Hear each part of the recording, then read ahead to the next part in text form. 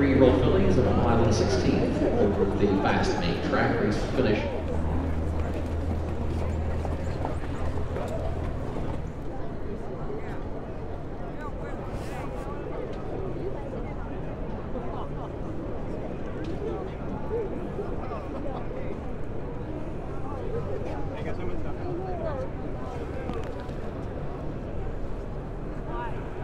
Moving in the line for the line.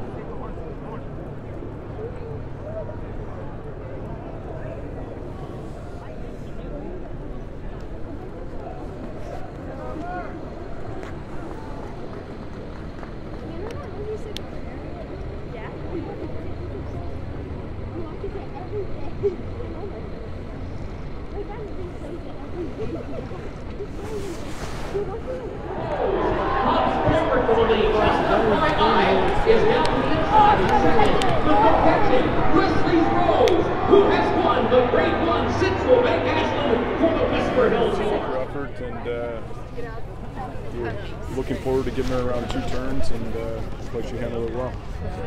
Well, these are the kind of races. Were you pretty confident of that kind of performance coming into this race? I mean, she's never run a bad race. No, I mean, I think you know, she had maybe not her best race last time, but she looked like she was maybe a little intimidated trying to come up a tight spot on the rail that day, but you know, I think the experience helped us out today.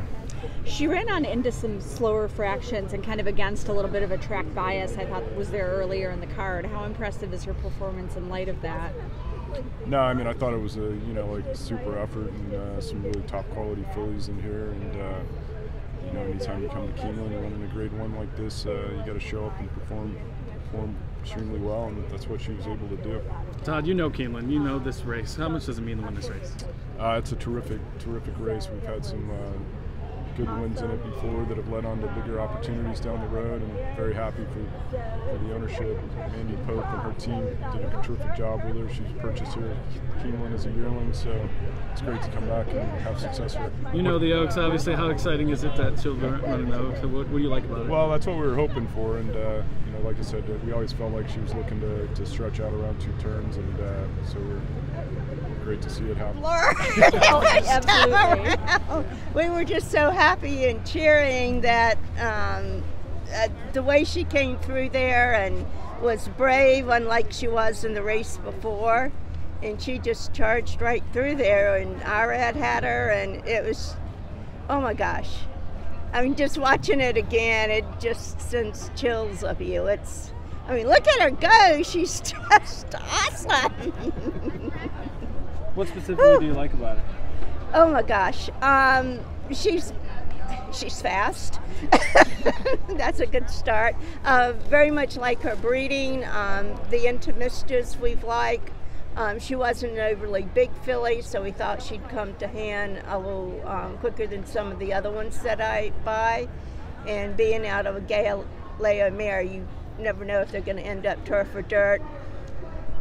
So we just let her tell us what she wanted to do. Todd Cost did a wonderful job with her at the farm, and Todd Pletcher training her up to the race, and I ran a stupendous piloting job.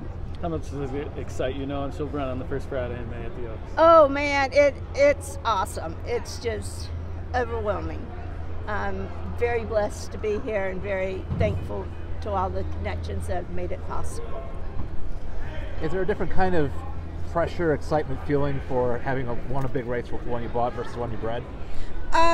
It is. It's different, but they're equally as exciting. The ones that you bred, they're like 100% yours, well, yours and God that made them. And when you buy them, you went to a whole lot of trouble to pick them out. It takes a lot of time and effort. And you had a choice to buy it or not buy it. And you chose to, and it worked out. That's awesome. What do you remember about this one at the sales? She was very level-headed. Like I said, she wasn't overly big, but she was put together right and was light on her feet and thought she'd come to hand easily, which she did.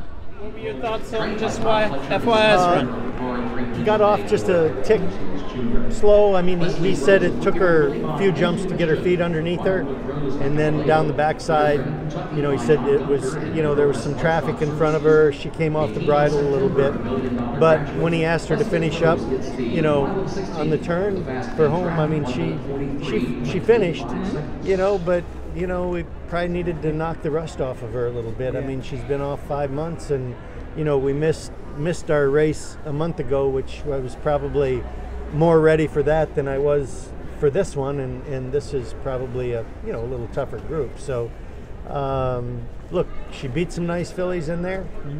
We didn't win, but you know, if we couldn't win, our second main objective was to get a race in her and try to have her, hopefully she moves forward and have her ready for the next one.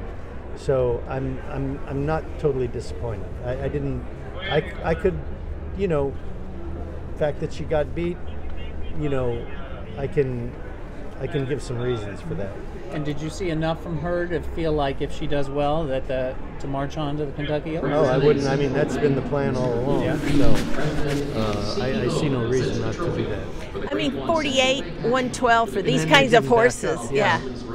So there's a lot to like, I think. Yeah, I think so. And that's the one thing I noticed when I looked at 112. I said, well, you know, they're not going to back up into you. You know what I mean? You're going to have to go get them. So, you know, we got her started. She'll be training at Churchill. She'll be training over the track that she's going to run at. You know, with no setbacks, we'll be able to get, you know, get some more works in her, and hopefully we have her cranked up ready for, you know, first Friday in May. Yeah.